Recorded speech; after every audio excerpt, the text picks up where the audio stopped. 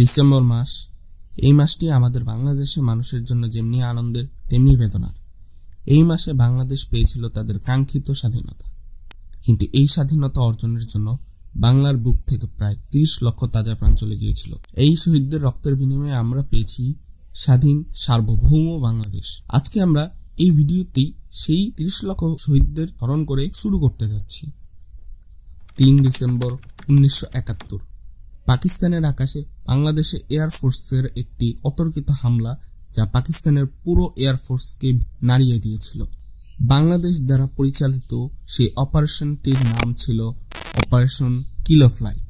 কিন্তু সেই অপারেশন থেকে ফিরে আসা 3টি যুদ্ধ, যা আজকে আমাদের ঘটনার জন্য খুবই গুরুত্বপূর্ণ। 1938 সালের জুন মাসে নোয়াখালীতে জন্মগ্রহণ করা একটি বালক, যার ভালোবাসার নাম ছিল দেশ, দেশের মাটি ও দেশের বিস্তৃত সমুদ্র। তাই সে বেছে নিয়েছিল নৌবাহিনীকে। বলছি বীরশ্রেষ্ঠ রুহুল আমিনের কথা। 1953-তে জুনিয়র মেকানিক্যাল ইঞ্জিনিয়ার হিসেবে যোগ দেন পাকিস্তান নৌবাহিনীতে। পৃথিবীর বিভিন্ন জায়গায় দীর্ঘ 6 বছর প্রশিক্ষণ নেন। 1965-তে মেকানিশিয়ান কোর্সের জন্য নির্বাচিত হন। পিএনএস কারসাজে কোর্স সমাপ্ত করার পর আর্টিফিশার পদে যোগ দেন। 1968-তে চট্টগ্রাম পিএনএস বখতিয়ার নৌঘাঁটিতে বদলি হয়ে যান। অনেক বছরের অভিজ্ঞতা থাকার পরেও যখন রুহুল আমিনের পদোন্নতি হচ্ছিল না, তখন তিনি কিছুটা বিরক্তই হয়েছিলেন। এর মাঝে 1971 সালের 25শে মার্চ গণহত্যার পর তিনি পাকিস্তান নৌবাহিনী থেকে পালিয়ে যান এবং সেখান থেকে তিনি চট্টগ্রামের 2 নং সেক্টরের বেঙ্গল রেজিমেন্টে যোগ দেন। সেপ্টেম্বর পর্যন্ত 2 নং সেক্টরের অধীনে বিভিন্ন স্থলযুদ্ধে অংশগ্রহণ করেন। বাংলাদেশ নৌবাহিনী গঠিত হলে কলকাতায় চলে আসেন। ভারত সরকার বাংলাদেশ সশস্ত্র বাহিনীকে যে 2টি টাক বোট উপহার দেয়, সে টাক বোটটি পরবর্তীতে গান বোটে রূপান্তর করা হয়। গান বোট দুটির নামকরণ করা হয় পদ্মা ও পলাশ।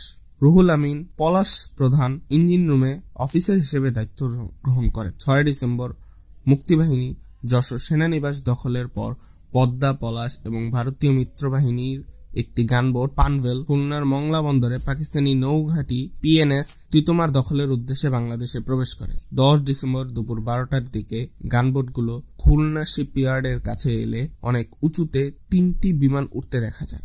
পদ্মা ও পলাশ থেকে তখনই বিমান 3টিকে টেক ডাউন করার অনুমতি চাওয়া হয়েছিল মিত্রবাহিনীর কাছ থেকে, কিন্তু মিত্রবাহিনীর গানবোটে থাকা কমান্ডার বিমান 3টিকে দেখে ভারতীয় যুদ্ধ বিমান মনে করেছিল।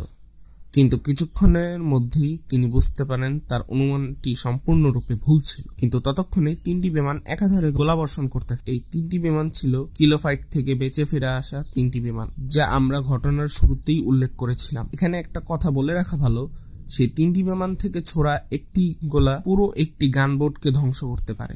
তখনই মিত্রবাহিনীর কমান্ডার বলে ওঠেন জাহাজগুলোকে ছেড়ে দেওয়ার জন্য, কিন্তু রুহুল আমিন জাহাজ ছাড়তে নারাজ। তিনি তার সম্পূর্ণ অভিজ্ঞতা আর সাহস দিয়ে জাহাজটাকে তীরে ফেরানোর চেষ্টা করেছিলেন, কিন্তু ততক্ষণে পাকিস্তানি বাহিনী সেই 3টি বিমান আবার ফিরে আসে এবং একাধারে গোলাবর্ষণ করতে শুরু করে। এরপর রুহুল আমিন কোনো উপায়ান্তর না পেয়ে জাহাজ ছেড়ে দিয়ে পারে উঠে আসেন। সেখানে তিনি একা ছিলেন না, তার সাথে ছিল আরো কিছু সৈনিক ও ভারতীয় কমান্ডার। রুহুল আমিনদের কিছু দূর সামনেই ছিল হানাদার বাহিনীর একটি দল ও কিছু রাজাকার। তারা ভারতীয় কমান্ডারকে আটক করলেও রুহুল আমিনকে বেনয়েট দিয়ে খুঁচিয়ে সেখানেই মেরে ফেলে। ধারণা করা হয় এই অপারেশনটি মিত্রবাহিনীর খুবই গোপন একটি মিশন ছিল, কিন্তু অপারেশনের শেষ মুহূর্তে এরকম একটি ভুল সিদ্ধান্তের কারণে ভারত তাদের শহীদদের তেমন স্বীকৃতি না দিলেও বাংলাদেশ তার সূর্য সন্তানকে ভুলে নেয়, তাকে সর্বোচ্চ উপাধি বীরশ্রেষ্ঠ উপাধিতে ভূষিত করে। যেহেতু এটি একটি গোপন মিশন ছিল, সেহেতু রুহুল আমিন সম্পর্কে তেমন বিশদভাবে কোনো তথ্য পাওয়া যায়নি। যতটুকু পাওয়া গেছে তা অনেকগুলোই মুখ ঘুরে এসেছে, যার কারণে সেই সময় যারা রুহুল আমিনের সাথে যুদ্ধ করেছিল তাদের কাউকেই পরবর্তী সময় কোনোভাবেই পাওয়া যায়নি। যতটুকু শোনা গিয়েছে আর যতটুকু পাওয়া গিয়েছে তা দিয়ে আমরা এই ভিডিওটা তৈরি করেছি। তো এই ছিল আরেকজন বীরের গল্প।